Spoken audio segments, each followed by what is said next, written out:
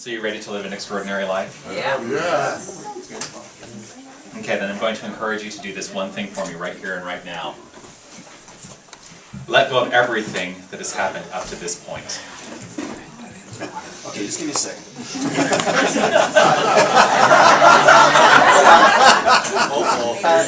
Now what I want to point out is probably where most people's minds went in that moment was get rid of all the negatives.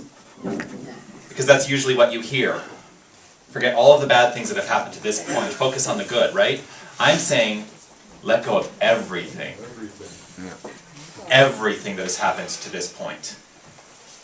Whether you call it good, whether you call it bad. Let go of everything that has happened to this point. And simply be present right here and right now.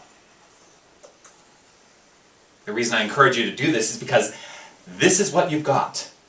This is it. Right here, right now. When you really begin to embody this idea, oh, the possibilities are infinite, right? But it takes commitment to let go. It takes commitment to let go. So I might get a little heady today, which I wrote here as opposed to any other day, right?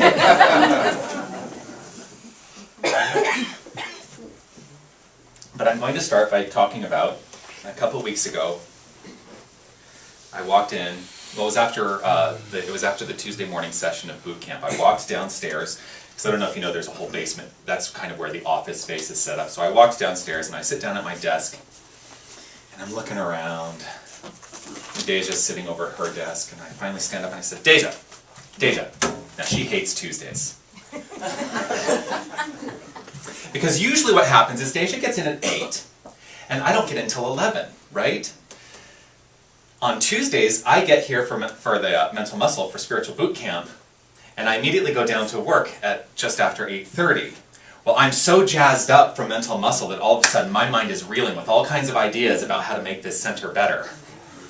So she knows to have her pad of paper and pen ready when I walk down on a Tuesday.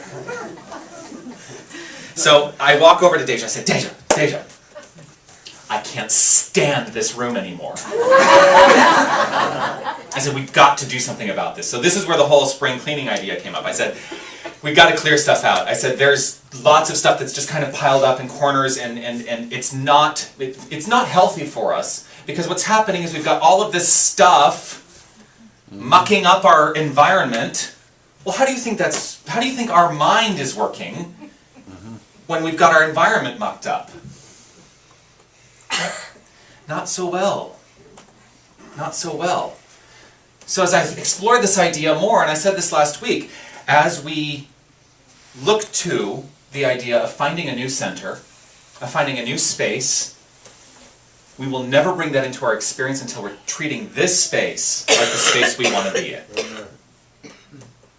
And so that's where the idea of spring cleaning came through. So in feng shui, there's this idea of active chaos and passive chaos. I mean, I think some people will be aware of that, right? And so I'm going to talk a little bit about chaos today, and the ideas of passive chaos. So what we've got going on downstairs is passive chaos. There are little pockets of passive chaos that are happening up here as well in this area. Passive chaos is and can be very, very destructive in consciousness, because it's where energy is stopping. Basically made a decision to stop the flow when we start letting passive chaos build up. So then I had to sit back, and as I, consider my talk on Sunday mornings at 7 o'clock at Starbucks, I'm sitting there and thinking, well, what is chaos? And so I went on to, Godgle.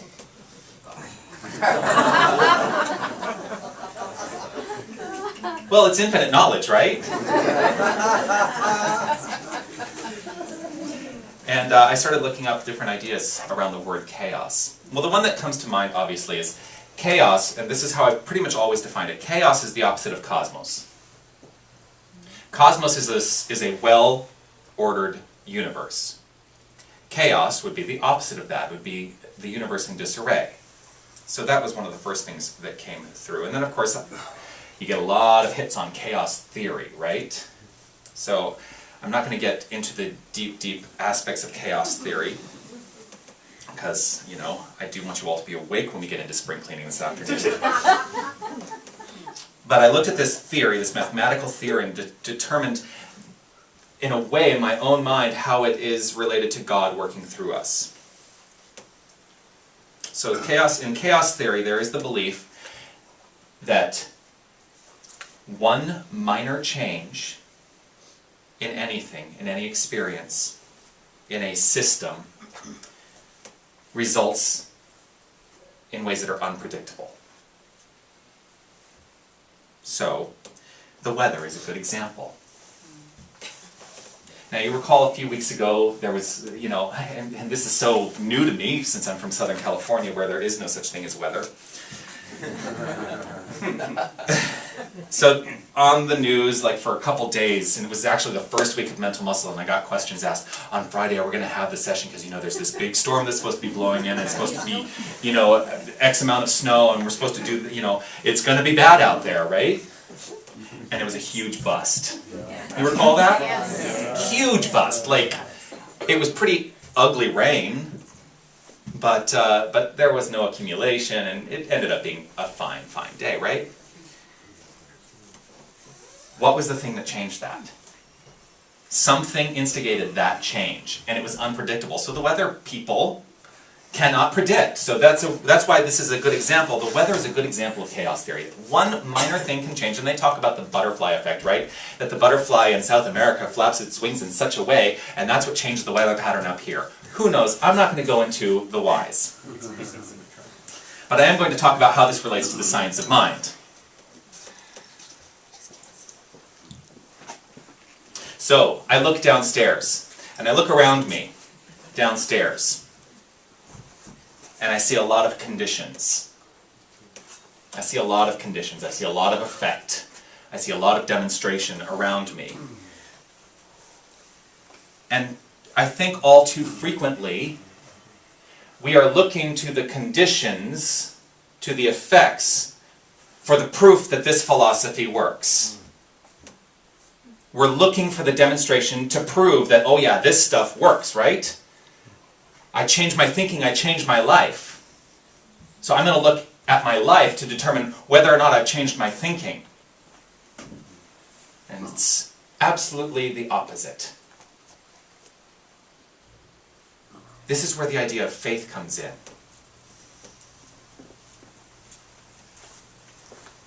On the cover of the textbook, I wish I had a textbook here. On the cover of the textbook it says, The Science of Mind. A philosophy, a faith, a way of life. And I think far too frequently we forget about the faith part. We see the philosophy, we see the way of life part. But we forget that this is about living on some level of faith. We don't step into seeing as believing because we recognize that believing is seeing. That if you want to change your life, change your mind. And trust. Trust. That's the faith part. Trust that everything aligns perfectly for your highest good. So then, I get into class, right? And I say things like, well, do you want to know what's going on in your mind? Look at your life. Well, doesn't that seem antithetical to what I just said?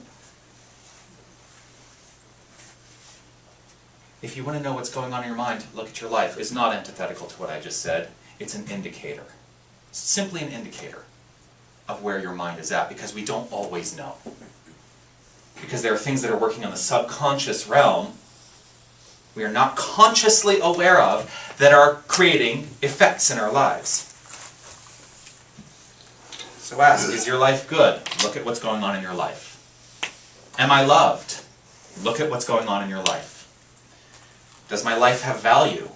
Look at what's going on in your life. What I can tell you is that yes, one, life is good, regardless of your circumstances. Two, yes, you are loved, regardless of what appears to be. If you don't feel it, come talk to me. come talk to me. Because across the board, I love each and every one of you. Each and every one of you. And I can say that because I recognize the divinity within you. I recognize God within each and every one of you. That is who and what you are. And I feel it. I feel it. And I'm willing to give of myself to help you understand that. That's the definition of love.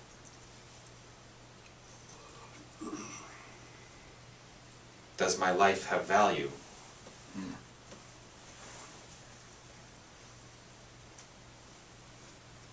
There have been times in my life when I've struggled with this very idea. I'm going someplace that I was not planning on going, and I'm feeling very emotional about it. So I have a very, very strong drive right now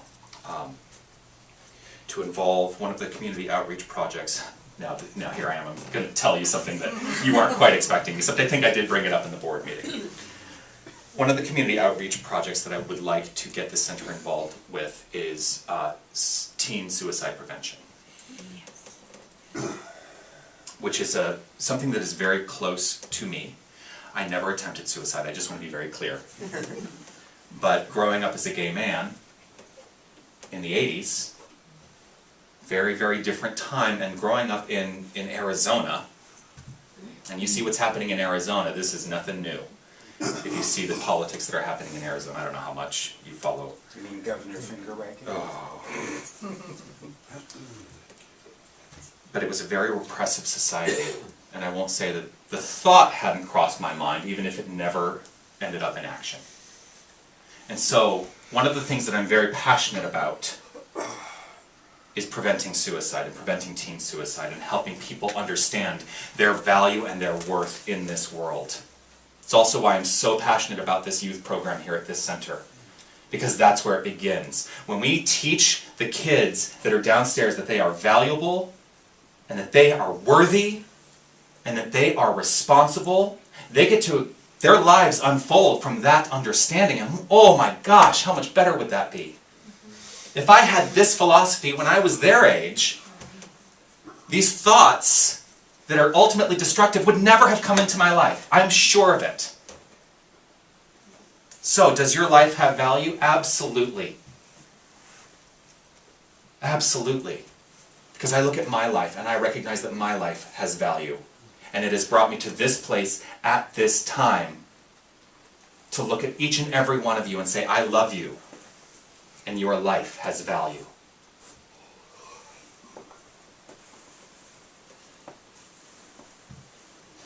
And now I'm looking at my notes saying, how do I get back on track? You are on track. I am on track. You are.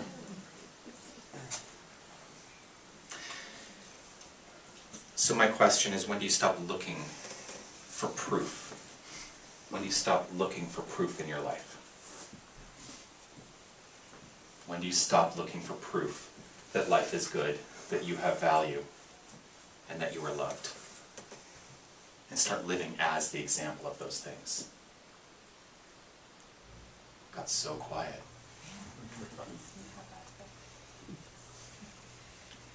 These are the truths. Truth with a capital T. Because this is God expressing through you.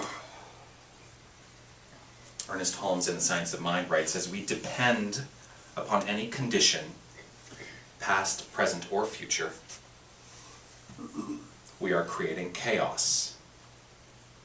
Because we are then dealing with conditions and not with causes. I say it all the time. You want to change your life, change the cause. Because we believe in a law of cause and effect. Effect follows cause. So you want to change the effects, change the cause. That's what changes the effects. So the best way to combat chaos is to meet it head on, and this work is done in mind. This work is done in consciousness. It is not about anything that you do physically in the world. Although, when you change your mind, What happens in your world physically changes. Your actions change. The way you approach people changes. The way you express love changes.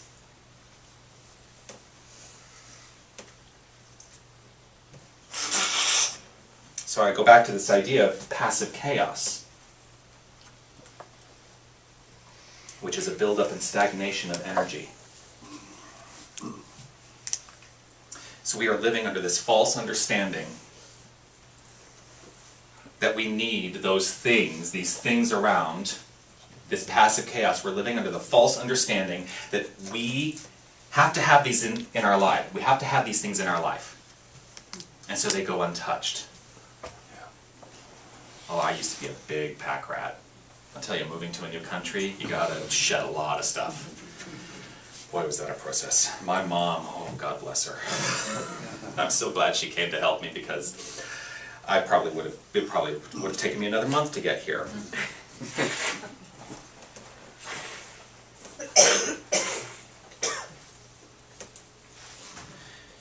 So there are times when we live under this false understanding that we need these things that are building up and that they go untouched, and we don't need them. We don't need any of it. And then it goes to Ernest Holmes, again in The Science of Mind, writing, we should be able to look at a condition with the knowledge that we can change it. Any condition. Now I'm talking about something that's seemingly simple, right? Any condition. The passive chaos is a condition. Well, that's easy to change. You stir it up, you get rid of the stuff you don't want. That changes the condition. That starts in mind. The decision to do that. The decision to make change is where it all starts. And then I go to something that we perceive as being greater. I'm going to say it. You ready for it? God. No. You can't change God. God is. I'm going to say the C word.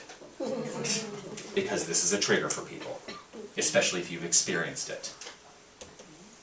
The C word is cancer.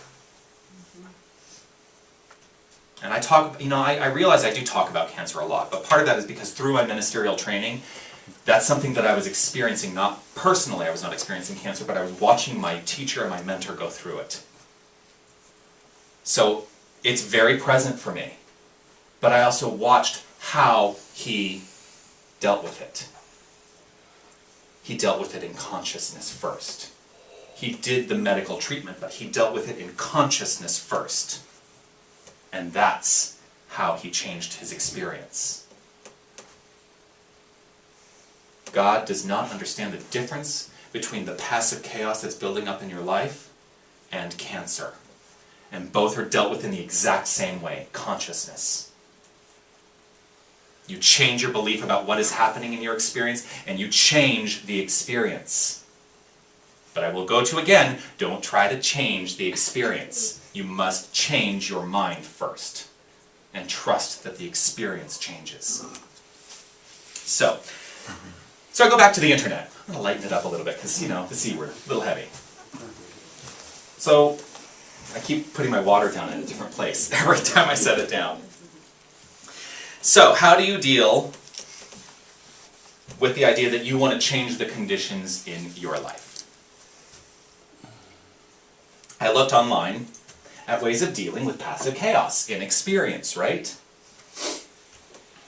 And I came up with this one website that talked about when you set your mind to do this, and we'll probably do this today, you put 5 boxes together.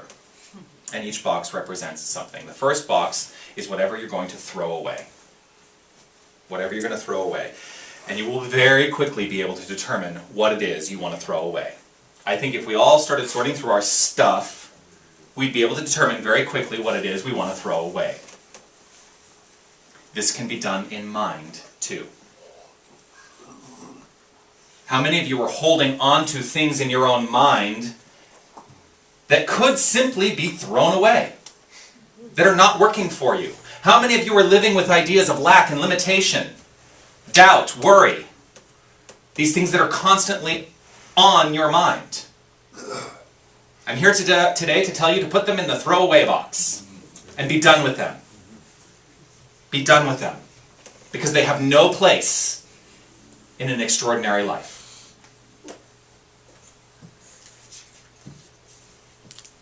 The second box is the giveaway box.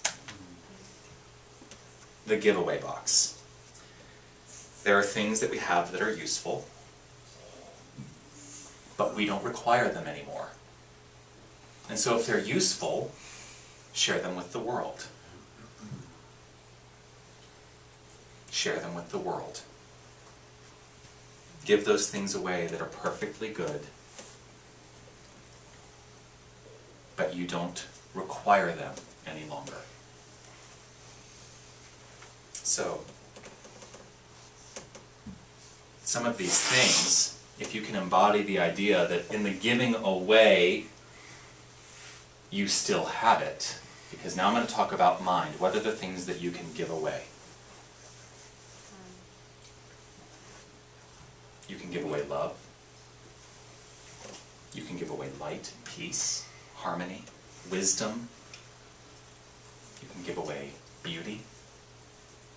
And the way that you give these things away is by recognizing them in the faces of every single person you see, because that is the truth of who they are. Now, you can't give these things away without first recognizing them within yourself. And if that means you have to go stand in a mirror and tell yourself that you love you, and tell yourself that you are powerful, and that you are wise, and that you are a being of beauty, then do the work. Then do that. Do what it takes. And once you understand and can embody those things, give them away.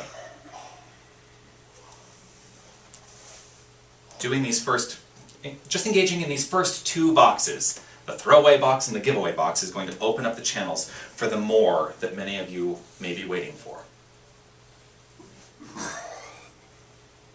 You know, many people come to this philosophy because,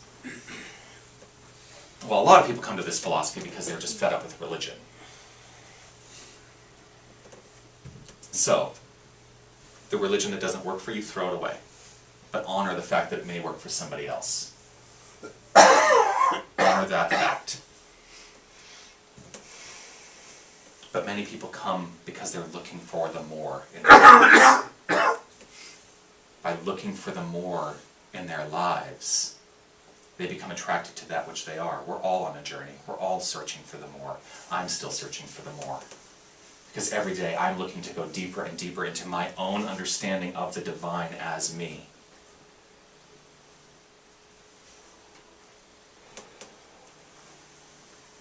The great thing about the giveaway box, when you're giving away love, light, peace, beauty, all of these things, you can never give them away completely. You know why? Because they're infinite. They're infinite and available to all. And the more you give, the more you keep that energy active in your own life. Right? It's the law of circulation. So here we are, we're giving away love. Well, it must come back to you. And so, you're circulating. You give away beauty. You give away, give away, give away. Give it away, give it away, give it away. You give these things away, they come back to you because there's infinite reserve of all of these things. Okay, so the third box. I gotta get through the boxes, right? The third box is the keep these items but store them away box. Which I will admit, I have a little bit of an issue with. Because I have a father, oh, he's going to love that I'm talking about it now. Because he watches every week. I have a father who has storage units. He has like 3 or 4 storage units in LA. He's got one in Arizona. He's got like storage units, right? And there have been times when I've helped him move all of the stuff in these storage units. And I think every single time I've said to him, why are you holding on to this stuff? Why are you holding on to this stuff? Yeah, you never know. Right? No, you do know. Been there, done that, yeah. So, the way that I perceive the keep but store box is that you want to hold on to the things that work for you. Absolutely. You want to hold on to the tools that work for you and use them when they're necessary. Because ultimately what I'm always talking about is getting to the place where this spiritual practice becomes habit. And these things happen automatically. But there may be times when you step back and you forget, right? It happens. Don't beat yourself up over it, but know that you have in that storage locker the tools to get yourself back on track. So that's the keep but store box. Now, I also want to address the concept of holding on to things with the idea that I always say principle is not bound by precedent. What that means is there is nothing from your past that has any effect on your present. It has no bearing on what is happening to you moving forward, except to the degree that you allow it to. So we can learn from these things that we're storing away. We can. But when it's time, and if it's required, and you need to change it, then change it. We also often take a negative approach to this idea that principle is not bound by precedent. And this is what I was talking about right at the top of the talk. We focus on what no longer serves us. These things from our past that no longer serve us.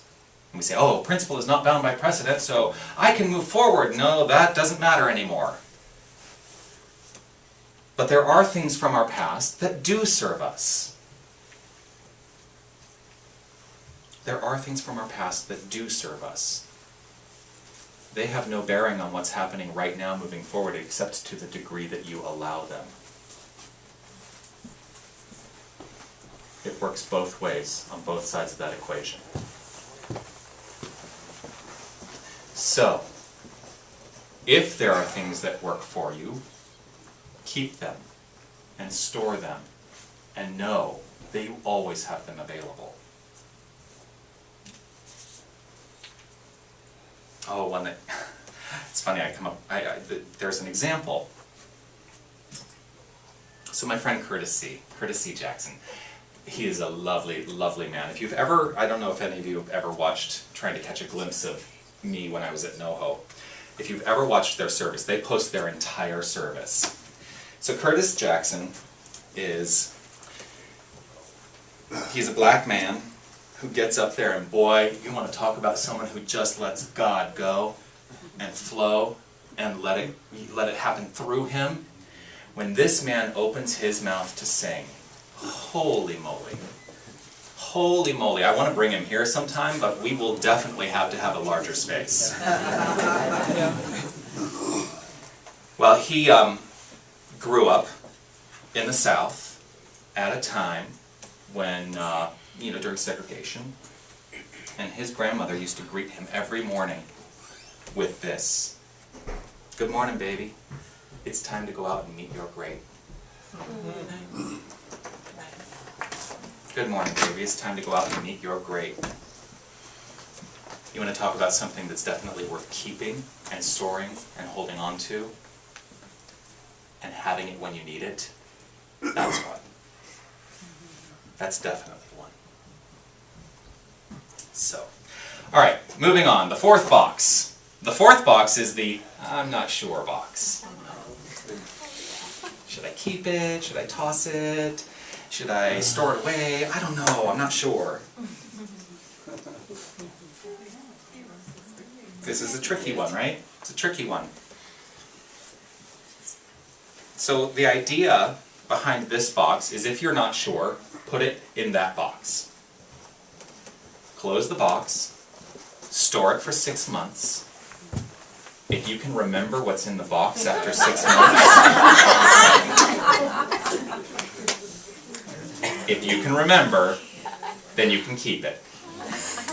If you can't remember, lose it. Be done with it. So, in mind, how does that work? You put something in the box, you hold on to it for 6 months, if you can remember what it is. Thing is, it's okay to not be sure. It's really okay. Because here's the great thing about not being sure, is that then you can step back and you can do the mental work necessary to figure it out.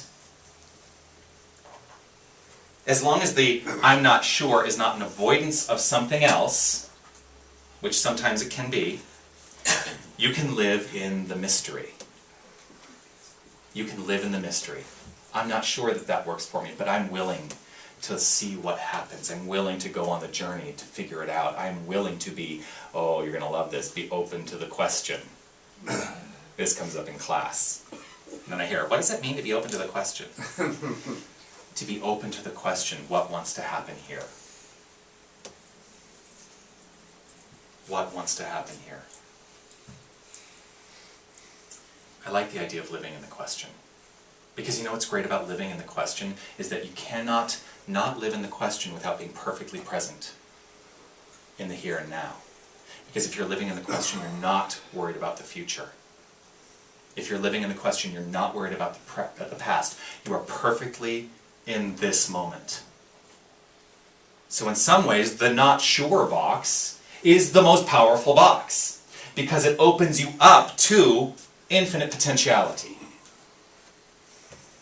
And then there's the plug for my class. The first week of the 7 Spiritual Laws of Success, we're going to talk about pure potentiality. Pure potentiality, living in the mystery, living in the question.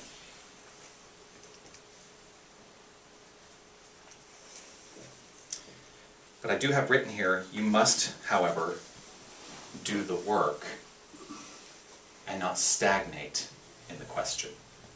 You must actively participate in the question. One of the ways that I've done this is with, now we all did our decision boards in class. I have a decision box. And if something comes up, I write it out and I put it in the decision box. And then I can live in the question about how that's going to be answered. It just occurred to me that my decision box is still in a box somewhere. I've got like 3 or 4 boxes in my apartment that I haven't unpacked yet, and my decision box is in one of those. I've got to unpack that and bring it in. Because now I will be very interested in opening it up and seeing what's in there. We want a list for you. I'm excited about it. Yeah.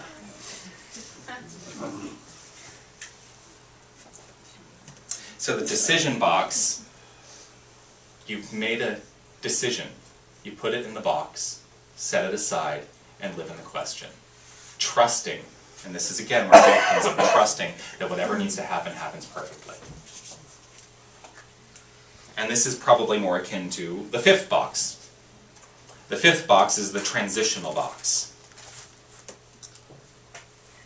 The transitional box is similar to the not sure box, but you don't let it go as long. You don't let it go for 6 months. You are diligent about keeping clear of the clutter.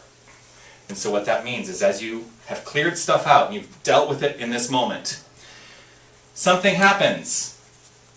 You say, oh, I know I have to deal with this. I'm going to put it in the transitional box, but I'm going to go over here for a moment. Now I come back and I'm like, okay, now I can handle this.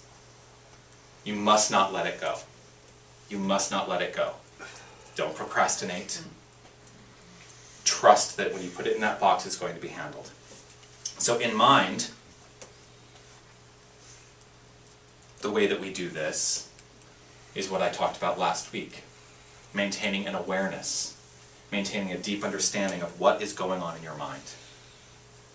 And at the end of everything you say, follow it up, either out loud or in your own mind with, and so it is.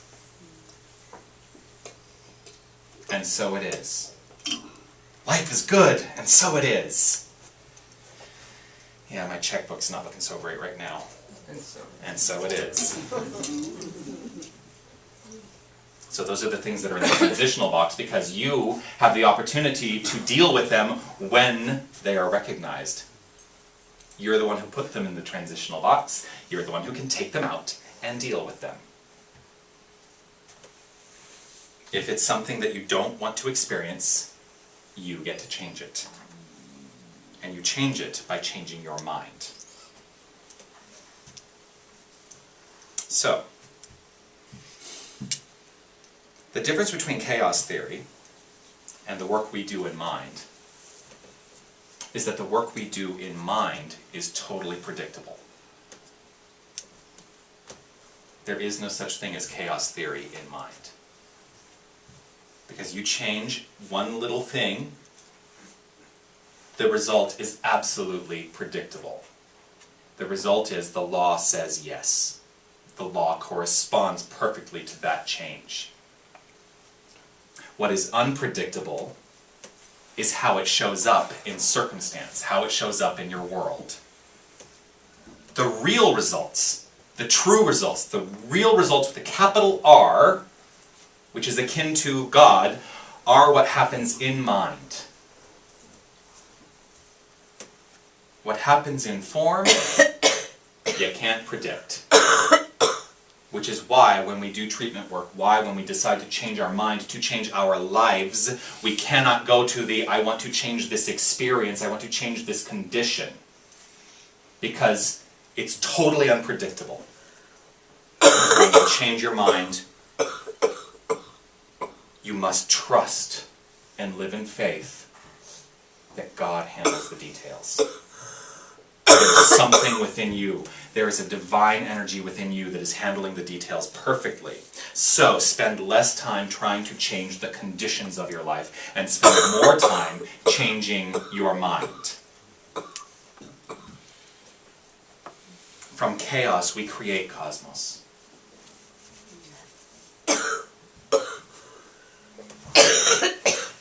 From chaos, we create cosmos. From that seemingly unstructured stuff of the universe, we create well-founded, structured, orderly conditions. Because that's God's creative process. That's all that's ever going on. Cosmos sometimes seemingly is being combated by chaos. Seemingly.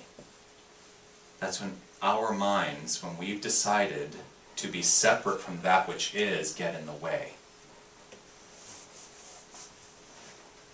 Okay, I'm going to go for it. I've been sitting here because I've got this Bible quote, right? And I've been debating. Do I really want to go to the Bible? I don't know. Maybe, maybe so. And it's not Easter. It's not Easter. But this is one of the... But once you hear the quote, you're going to understand, because let's face it, the Bible is a source of wisdom. It's not the Word of God, it is a Word of God. In the same sense that what I'm speaking is a Word of God. That when you have a conversation, you are God speaking to God, having a conversation with God. It is all God, and it is all good. So, the quote of the day from the Bible, Romans 12:2. Any former Bible scholars who know what that is? Or the It's okay, I didn't expect anybody to know. Now I've given it this big build-up, right? The answer is, be transformed by the renewing of your mind. Be transformed by the renewing of your mind. That's what I'm talking about today. You're the one who is in charge. You are the one who gets to make the transformation. And it is all done in your mind. So today, I encourage you, get in there. Do the spring cleaning. And know that your life unfolds brilliantly, perfectly, with ease and with grace. Today, be transformed by the renewing of your mind. Namaste.